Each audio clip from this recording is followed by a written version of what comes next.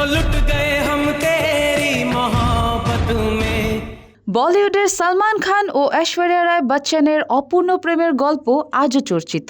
1999 সালে সঞ্জয় লীলা ভনসালের হাম দিল দে চুকে সনম ছবির শুটিংয়ের সময় শুরু হয় তাদের মন দেওয়া নেওয়া।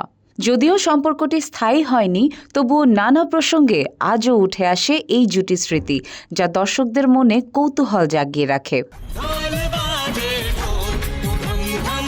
নবরাত্রির সময় সালমানের স্মৃতির মধ্যে ঐশ্বরিয়ার নাম বিশেষভাবে উঠে আসে। এক সাক্ষাৎকারে তিনি উল্লেখ করেছিলেন নবরাত্রির দিনগুলো তার জন্য কতটা গুরুত্বপূর্ণ। বিশেষ করে ঐশ্বরিয়ার সঙ্গে ঢোলি তারো গানের মুহূর্তগুলো আজও তার মনে গেঁথে আছে। এই গানটিতে তাদের প্রেমের উচ্ছ্বাস ও আবেগ এতটাই স্পষ্ট যে তা আজও দর্শকদের মুগ্ধ করে।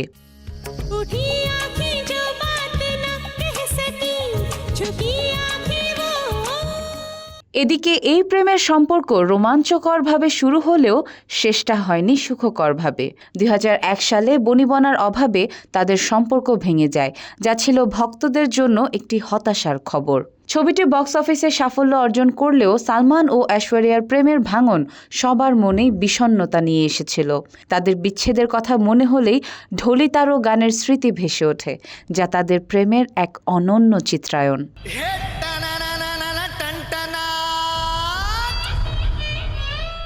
2007 সালে ঐশ্বরিয়া অভিষেক বচ্চনের সঙ্গে বিবাহ বন্ধনে আবদ্ধ হন এবং 2011 সালে তাদের কন্যা আরাধ্যার জন্ম হয়।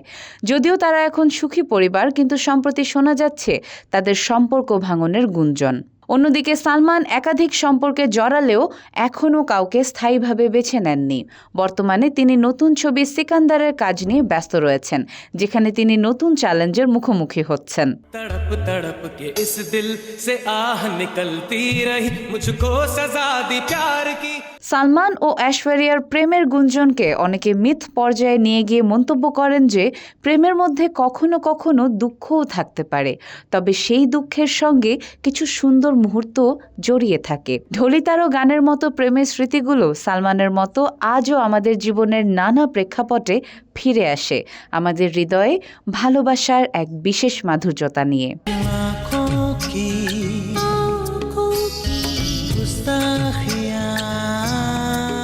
Desk report, daily Bangladesh.